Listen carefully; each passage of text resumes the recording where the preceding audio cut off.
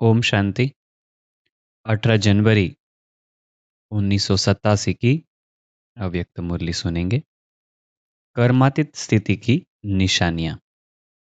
आज अव्यक्त बाप दादा अपने अव्यक्त स्थिति भव के वरदानी बच्चों व अव्यक्त फरिश्तों से मिलने आए हैं। यह अव्यक्त मिलन इस सारे कल्प में अब एक ही बार संगम पर होता है। सतयुग में भी देव मिलन होगा, लेकिन फरिश्तों का मिलन, अव्यक्त मिलन, इस समय ही होता है। निराकार बाप भी अव्यक्त ब्रह्मा बाप के द्वारा मिलन मनाने आते हैं। निराकार को भी यह फरिश्तों की महफिल अति प्रिय लगती है, इसलिए अपना धाम छोड़ साकारी आकारी व साकारी दुनिया में मिलन मनाने आए हैं। फरिश्ते बच्चों के स्नेह की आकर्षण से बाप को भी रूप बदल, वेश बदल बच्चों के संसार में आना ही पड़ता है। फरिश्ते बच्चों के स्नेह की आकर्षण से। यह संगम युग बाप और बच्चों का अति प्यारा और न्यारा संसार है। स्नेह सबसे बड़ी आकर्षित करने की शक्ति है, जो परमात्मा बंधन मुक्त को भी, शरीर से मुक्त को भी स्नेह के बंधन में बांध लेती है। अशरीरी को भी लोन के शरीरधारी बना देती है। यही है बच्चों के स्नेह का प्रत्यक्ष प्रमाण। आज का दिन अनेक चारों ओर के बच्चों के स्नेह की धाराएं स्नेह के सागर में समाने का दिन है। बच्चे कहते हैं, हम बाप दादा से मिलने आए हैं। बच्चे मिलने आए हैं व बच्चों से बाप मिलने आए हैं, या दोनों ही मधुबन में मिलने आए हैं। बच्चे स्नेह के सागर में नहाने आए हैं, लेकिन बाप हजारों गंगाओं में नहाने आते हैं। इसलिए गंगा सागर का मेला विचित्र मेला है। स्नेह के सागर में समाये सागर समान बन जाते हैं। आज के दिन को बाप समान बनने का स्मृति दिवस अर्थात समर्थि दिवस कहते हैं। क्यों? आज का दिन ब्रह्मा बाप के संपन्न और संपूर्ण बाप समान बनने का यादगार दिवस है। ब्रह्मा बच्चा सो बाप, क्योंकि ब्रह्मा बच्चा भी है, बाप भी है।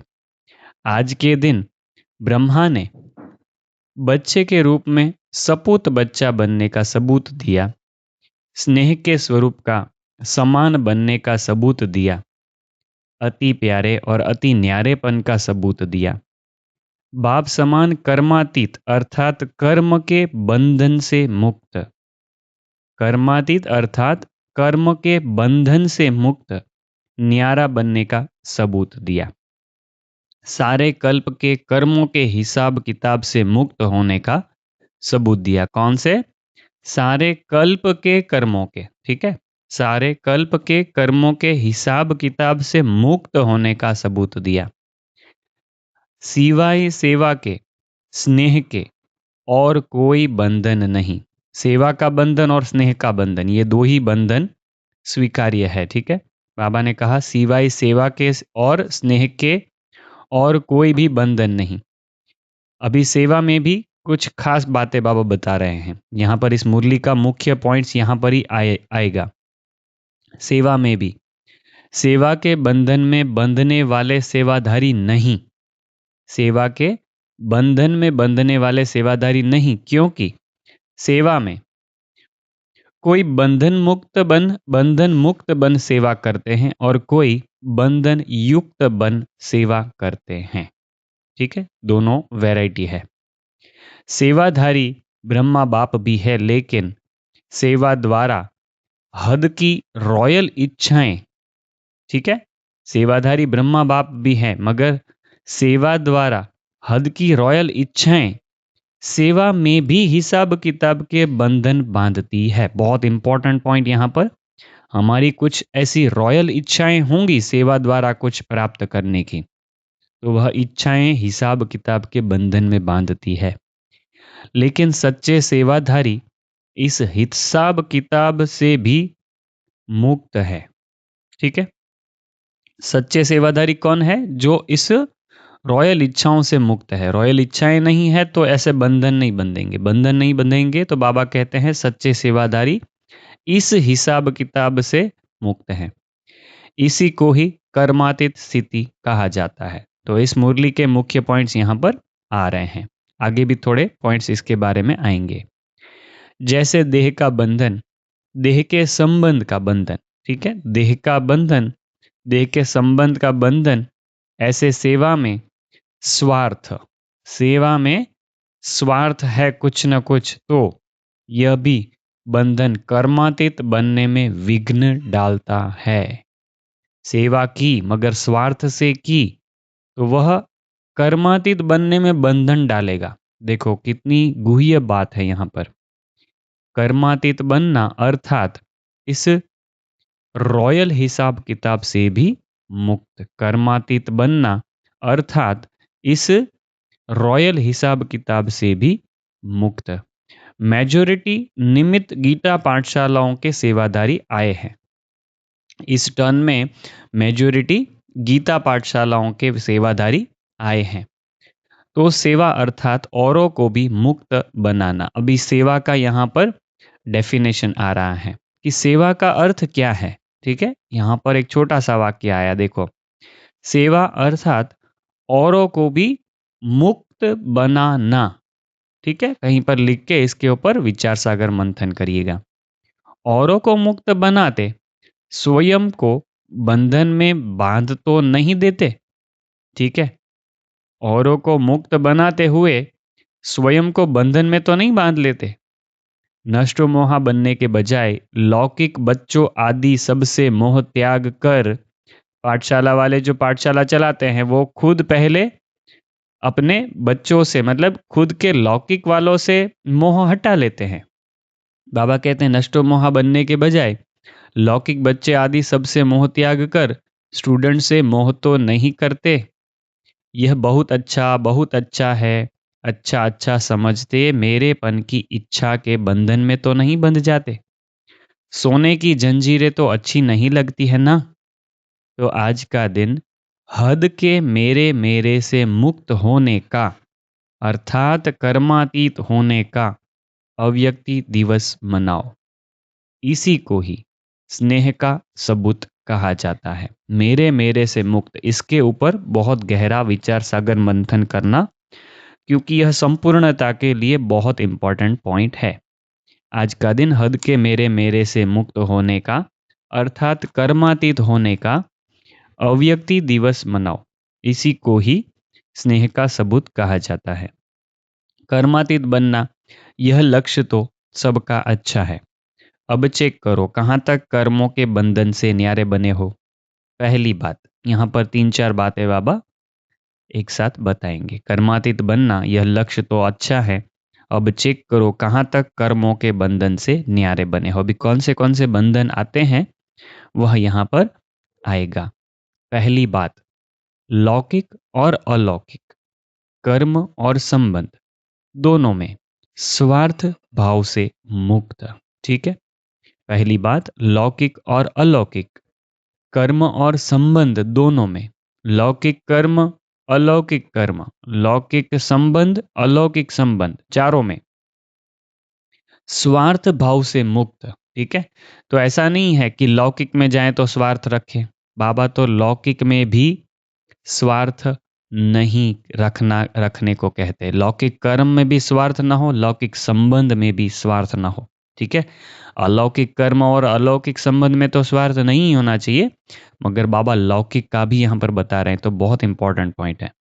दूसरी बात, पिछले जन्मों के कर्मों के हिसाब किताब व वर्तमान पुरुषार्थ के कमजोरी के कारण किसी भी व्यर्थ स्वभाव संस्कार के वश होने से मुक्त बने हैं। ठीक है, पिछले जन्मों के कर्मों के हिसाब किताब या वर्तमान पुरुषार्थ के कमजोरी के कारण किसी भी व्यर्थ स्वभाव संस्कार के वश होने से मुक्त बने हैं। कभी भी कोई कमजोर स्वभाव संस्कार व पिछला स्वभाव संस्कार वशीभूत बनाता है तो बंधन युक्त है, बंधन मुक्त नहीं है। ठीक है, इंपॉर्टेंट बात। ऐसे ऐसे नहीं सोचना कि चाहते नहीं है, लेकिन स्वभाव या संस्कार करा देते हैं। यह भी निशानी बंधन मुक्त की नहीं, लेकिन बंधन युक्त की है। और बात, कोई भी सेवा की, संगठन की, प्रकृति की परिस्थिति स्वस्थिति को व श्रेष्ठ स्थिति को डगमग करती है, यह भी बंधन मुक्त स्थिति नहीं है। कौन सी बातें हमको हिलाती है, डगमग करती है? देखो, यहाँ पर सेवा की बात भी आ रही है, तो सेवा भी बंधन न करे, यह बहुत इंपॉर्टेंट बात है। संगठन भी बंधन न करे, डगमग न करे। ठीक है, कुछ भी होता है संगठन में ऊपर नीचे, कोई भी सेवा की, संगठन की, प्रकृति की, परिस्थिति, ये तीनों की परिस्थिति, ठीक है, सेवा की परिस्थिति, संगठन की परिस्थिति, प्रकृति की परिस्थिति स्वस्थिति को व श्रेष्ठ स्थिति को डगमग करती है, यह भी बंधन मुक्त स्थिति नहीं है। इस बंधन से भी मुक्त है। और तीसरी बात, पुरानी दुनिया में, पुराने अंतिम शरीर में किसी भी प्रकार की व्याधि, देखो यह तीसरी बात आ रही है, वह भी बहुत इंपॉर्टेंट है, शरीर की व्याधि, उसके बारे में भी बाबा कुछ कहेंगे यहाँ पर। पुरानी दुनिया में, पुरानी शरीर में किसी भी प्रकार की व्याधि अपनी श्रेष्ठ स्थिति को हलचल में लाए, इससे भी मुक्त। हमारी शरीर की व्याधि भी हमारी श्रेष्ठ स्थिति को हलचल में नहीं लानी चाहिए, इससे भी मुक्त। एक है व्याधि आना, एक है व्याधि हिलाना।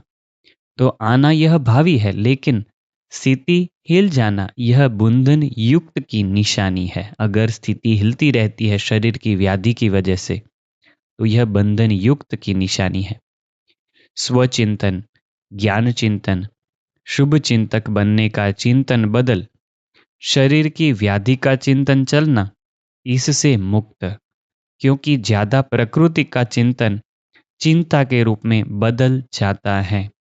एक होता है चिंतन, और बहुत ज्यादा हो जाता है तो वह चिंता बन जाती है। तो कोई भी चीज का बहुत सारा चिंतन नहीं करना है, ठीक है। थोड़ा सा चिंतन चलता भी है, मगर बाबा यहाँ पर सूक्ष्म इसका अंतर बताते हैं कि बहुत ज्यादा हो जाता है चिंतन, तभी वो चिंता बन जाता है।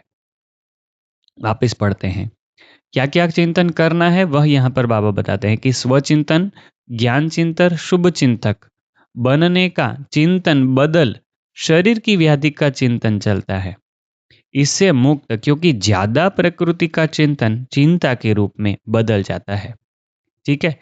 थोड़ा सा अगर होगा तो वह हमारा एक स्वाभाविक है कि हम शरीर के बारे में चिंतन करते हैं कि क्या कैसे चलाएं इसको, ठीक है। मगर बहुत ज्यादा होगा तो वह चिंता का स्वरूप ले लेगा। बहुत सूक्ष्म साइकोलॉजी है यहाँ पर। तो इससे भी मुक्त होना, इसी को ही कर्मातीत स्थिति कहा जाता है। तो यह सब बातें कर्मातीत स्थिति के बारे में आ रही है। इन सभी बंधनों को छोड़ना, यही कर्मातीत स्थिति की निशानी है। यह सभी बंधनों को छोड़ना, यही कर्मातीत स्थिति की निशानी है। ब्रह्मा बाप ने इन सभी बंधनों से मुक्त हो कर्मातीत स्थिति को प्राप्त किया। तो आज का दिवस ब्रह्मा बाप समान कर्मातीत बनने का दिवस है। आज के दिवस का महत्व समझा? अच्छा, आज की सभा विशेष सेवाधारी अर्थात पुण्य आत्मा बनने वालों की सभा है। गीता पाठशाला खोलना अर्थात पुण्य आत्मा बनना। जो गीता पाठशाला वाले आए हैं वह यहाँ पर सामने आए हैं। आप भी अगर गीता पाठशाला चलाते हो तो कमेंट में लिखिएगा कि हम गीता पाठशाला चलाते हैं। सबसे बड़े ते बड़ा पुण्य हर आत्मा को सदा के लिए अर्थात अनेक जन्मों के लिए पापों से मुक्त करना। पुण्य, सबसे बड़ा पुण्य क्या आया यहाँ पर? सबसे बड़ा पुण्य हर आत्मा को सदा के लिए अर्थात अनेक जन्मों के लिए पापों से मुक्त करना, यही पुण्य है। नाम बहुत अच्छा है, गीता पाठशाला। तो गीता पाठशाला वाले अर्थात सदा स्वयं गीता का पाठ करने वाले और पढ़ाने वाले। गीता ज्ञान का पहला पाठ अशरीरी आत्मा बनो और अंतिम पाठ नष्टो मोहा स्मृति स्वरूप बनो। तो पहला पाठ है विधि और अंतिम पाठ है विधि से सिद्धि। तो गीता पाठशाला वाले हर समय यह पाठ पढ़ते हैं कि सिर्फ मुरली सुनाते हैं, क्योंकि सच्ची गीता पाठशाला की विधि यह है। ठीक है, सच्ची गीता पाठशाला की विधि यह है। पहले स्वयं पढ़ना अर्थात बनना, फिर औरों को भी निमित्त बन पढ़ाना। तो सभी गीता पाठशाला वाले इस विधि से सेवा करते हो, क्योंकि आप सभी इस विश्व के आगे परमात्मा पढ़ाई का सैंपल हो। तो सैंपल का महत्व होता है। सैंपल अनेक आत्माओं को ऐसा बनने की प्रेरणा देता है। तो गीता पाठशाला वालों के ऊपर बड़ी जिम्मेवारी है। अगर जरा भी सैंपल बनने में कमी दिखाई दी तो अनेक आत्माओं के भाग्य बनाने के बजाय भाग्य बनाने से वंचित करने के निमित्त बन जाएंगे, क्योंकि देखने वाले सुनने वाले साकार रूप में आप निमित्त आत्माओं को देखते हैं। बाप तो गुप्त है ना, इसलिए ऐसा श्रेष्ठ कर्म करके दिखाओ जो आपके श्रेष्ठ कर्मों को देख अनेक आत्माएं श्रेष्ठ कर्म करने करके अपने भाग्य की रेखा श्रेष्ठ बना सके। तो एक तो अपने को सदा सैंपल समझना, और दूसरा सदा अपना सिंबल याद रखना। बाबा गीता पाठशाला वालों को एक सिंबल बताते हैं। कौन सा सिंबल? प्रतीक। गीता पाठशाला वालों का सिंबल कौन सा है जानते हो? कमल पुष्प। बाप दादा ने सुनाया है कि कमल बनो और अमल करो। कमल बनने का साधन ही है अमल करना। अगर अमल नहीं करते हो तो कमल नहीं बन सकते। इसलिए सैंपल है और कमल पुष्प का सिंबल सदा बुद्धि में रखो। सैंपल और सिंबल। सेवा कितनी भी वृद्धि को प्राप्त हो, लेकिन सेवा करते न्यारे बन प्यारे बनना। सेवा कितनी भी वृद्धि को प्राप्त हो, लेकिन सेवा करते न्यारे बन प्यारे बनना। सिर्फ प्यारे नहीं बनना, न्यारे बन प्यारे बनना। क्योंकि सेवा से प्यार अच्छी बात है, लेकिन प्यार लगाव के रूप में बदल नहीं जाए, इसको कहते हैं न्यारे बन प्यारा बनना। सेवा के निमित्त बने, यह तो बहुत अच्छा किया, पुण्य आत्मा का टाइटल तो मिल गया। इसलिए देखो खास निमंत्रण दिया है, क्योंकि पुण्य का काम किया है। अब आगे जो सिद्धि का पाठ पढ़ाया, तो सिद्धि की स्थिति से वृद्धि को प्राप्त करते रहना। समझा आगे क्या करना है? अच्छा, सभी विशेष एक बात की इंतजार में है। यह कौन सी? रिजल्ट सुनाए?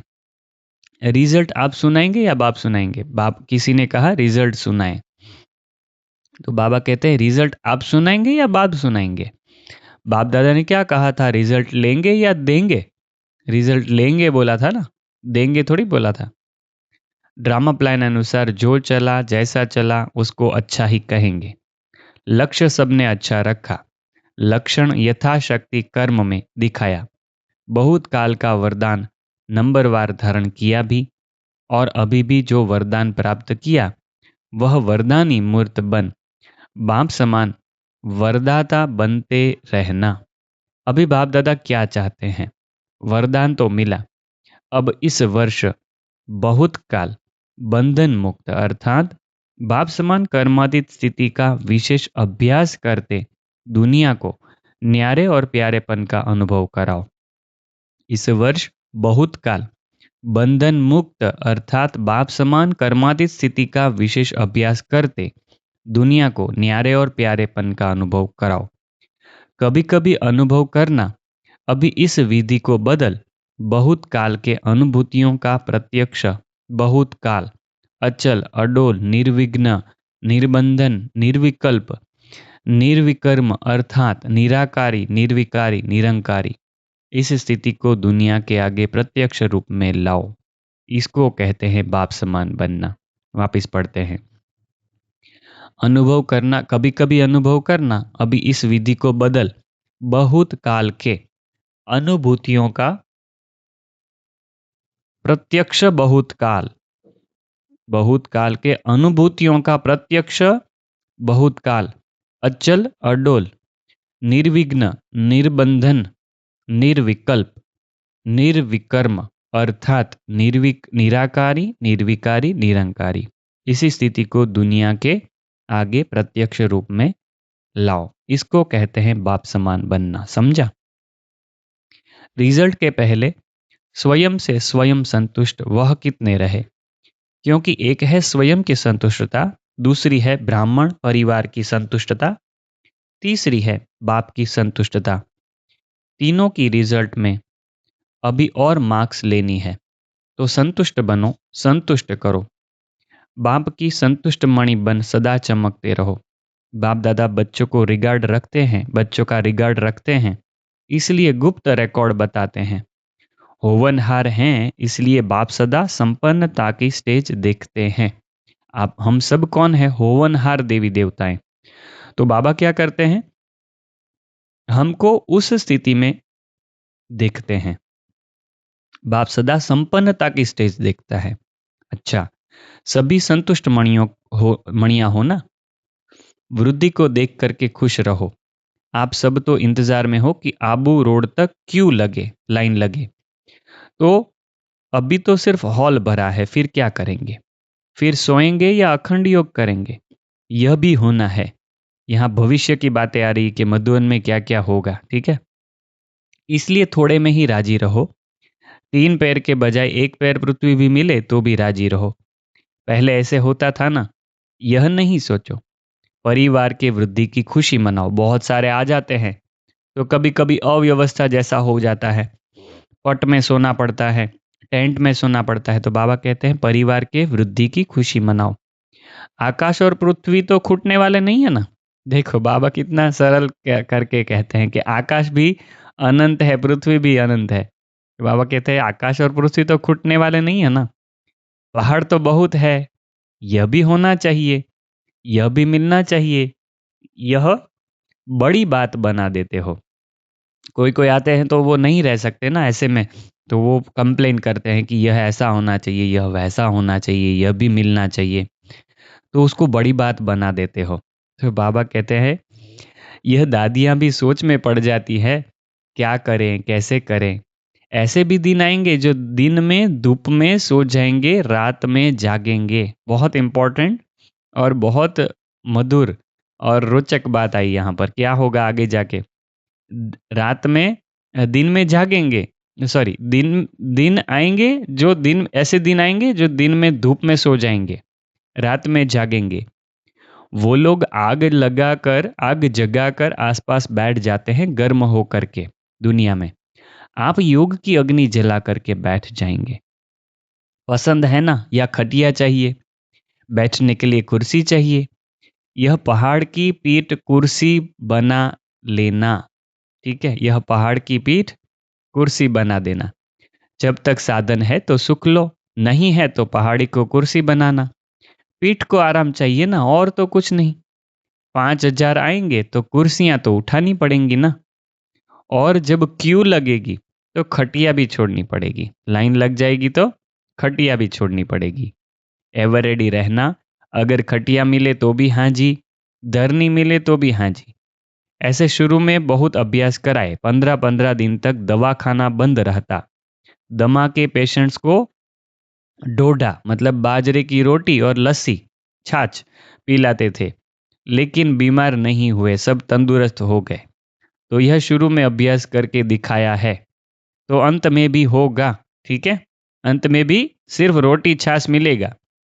नहीं तो सोचो, दमा का पेशेंट और उसको लस्सी दो तो पहले ही घबरा जाएगा। लेकिन दुआ की दवा साथ में होती है, इसलिए मनोरंजन हो जाता है।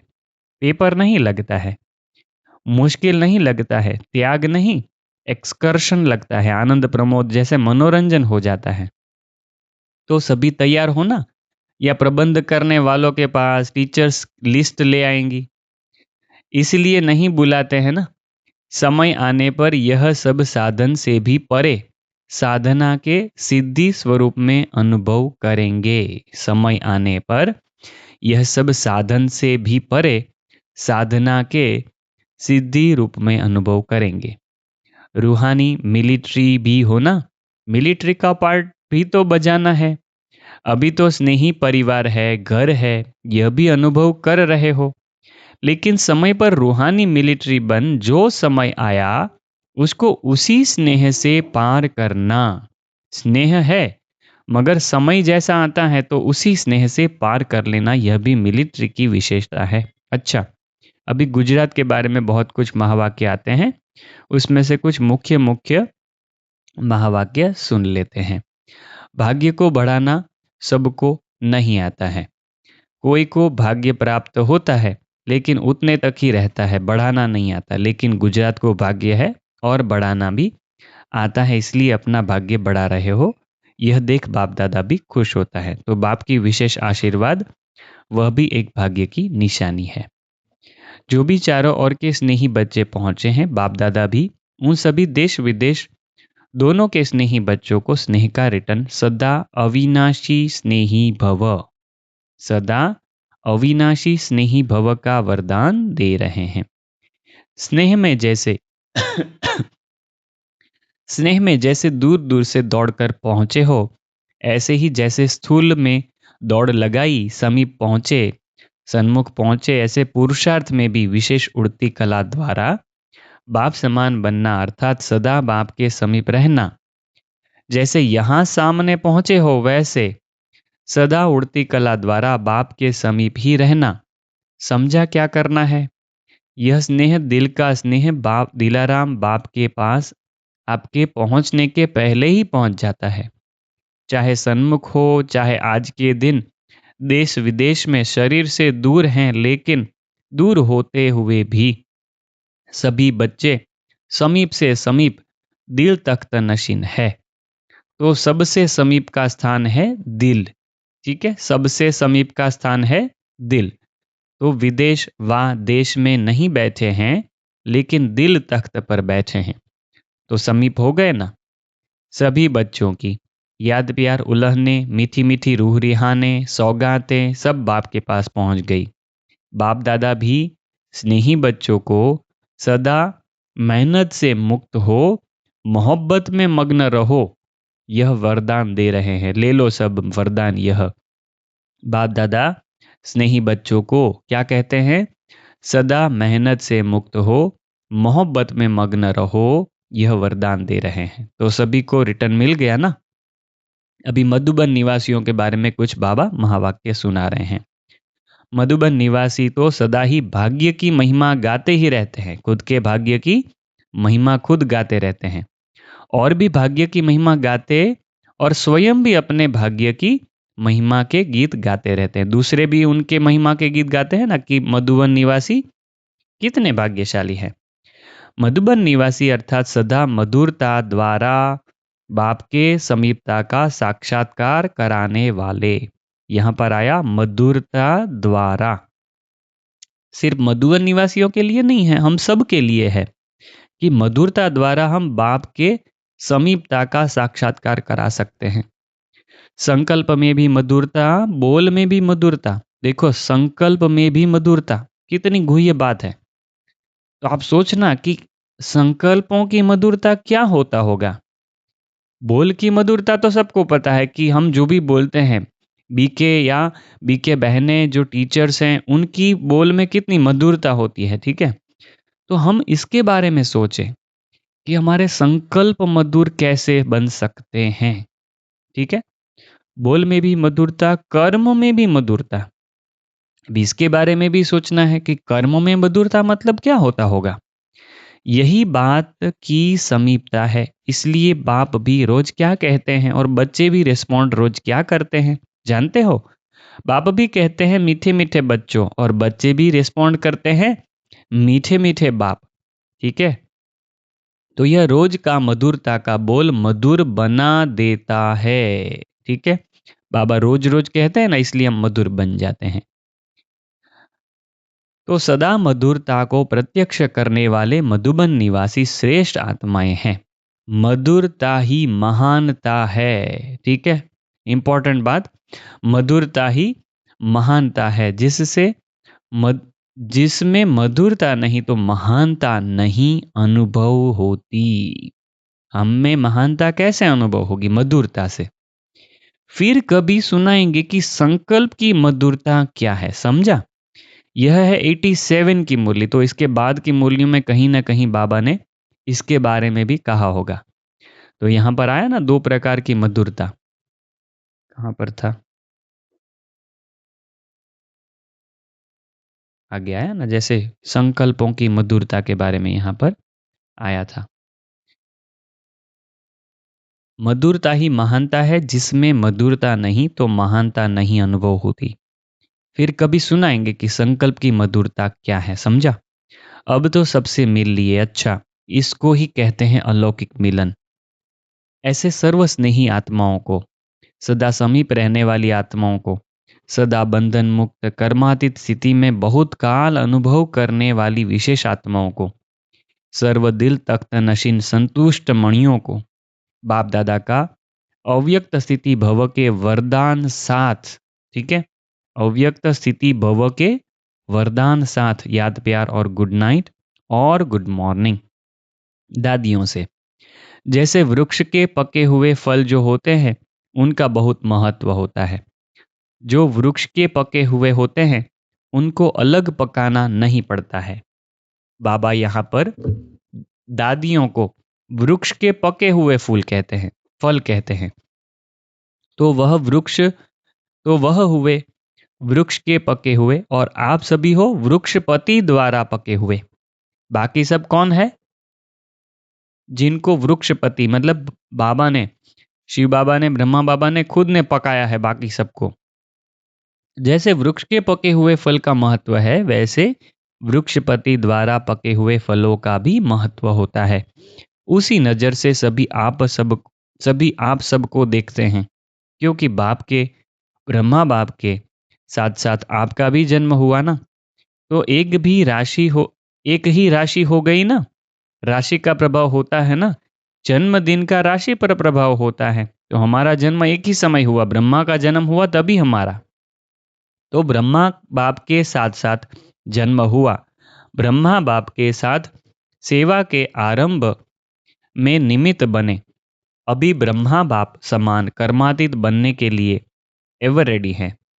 बाप तो बच्चों को देख खुश होते हैं, मेरे योग्य बच्चे योगी भी हैं और योग्य भी हैं, इसलिए खुशी विशेष है। बाप दादा ने दादी जी को फूल दिया, इसमें आप कौन सा पत्ता हो? सब पत्ते मिल करके एक हो गए ना। ऐसे ही समीप रहने वाले सभी पत्ते बुर के साथ रहते हैं। बुर मतलब वो बीच में जो रहता है उसके साथ। बुर यह बीज है, तो बीज के साथ रहने वाले पत्तों का भी महत्व है। अच्छा, आप लोग तो जन्म से ही वरदानी हो, वरदानों से ही पले हो, मेहनत से नहीं। जिसकी पालना ही वरदानों से हुई है, उसके लिए और क्या वरदान रहा। चल रहे हैं, पल रहे हैं वरदानों से, इसलिए मेहनत से बचे हुए हैं। जो मेहनत करते हैं उनकी चाल ही अलग होती है। आप लोगों ने क्या मेहनत की? कुछ सहन भी किया तो मनोरंजन मनाया, एक्सकर्शन ये इंग्लिश शब्द है। बाबा ने कहा कुछ मेहनत भी किया तो मनोरंजन मनाया। पिकेटिंग में ठहरे भी तो भी मनोरंजन ही मनाई, मजा ही देखते रहे। गालियां भी खाई तो हंसते हंसते खाई। अभी वह सब बातें क्या लगती है? चरित्र लगती है ना। अच्छा, यह जनक तो विदेही बन गई है ना, विदेही जनक। अच्छा, वरदान तो सबको मिले हुए हैं, वरदानी को क्या वरदान देंगे? जैसे कहते हैं ना, सूर्य के आगे क्या दीपक जलाएंगे? तो वरदानी आत्माओं को क्या वरदान देंगे? अच्छा, पर्सनल मुलाकात पांडवों से। पांडव अर्थात सदा बाप के साथी। पांडवों की विजय किस लिए हुई? वह बाप के साथ थे। तो ऐसे पांडव हो ना, या कभी अलग रहते हो, कभी साथ रहते हो, कभी माया के साथ तो नहीं चले जाते, क्योंकि माया के साथ रहेंगे तो बाप नहीं रह सकता। माया के साथ रहेंगे तो बाप नहीं रह सकता। या माया होगी या बाप। सदा बाप के साथ रहने वाले पांडव ही विजयी है। शक्तियां भी सदा विजयी है। शिव और शक्ति कंबाइंड है तो सदा विजयी है। शिव और शक्ति कंबाइंड है तो सदा विजयी है। शक्तियों का झंडा सदा ऊंचा रहता है, यह झंडा ही विजय की निशानी है, तो सदा झंडा ऊंचा रहे। अच्छा, यहाँ पर यह 87 की मुरली खत्म हो रही है। आगे जो मुरलियाँ आएंगी वह 88 के आगे की मुरलियाँ हम इस चैनल पर कवर करेंगे। आपको ऐसी मुरलियाँ और सुननी है तो कृपया कुछ न कुछ आप कमेंट जरूर करें और एक दो लोगों को आप यह वीडियो शेयर भी जरूर करें। ओम शांति।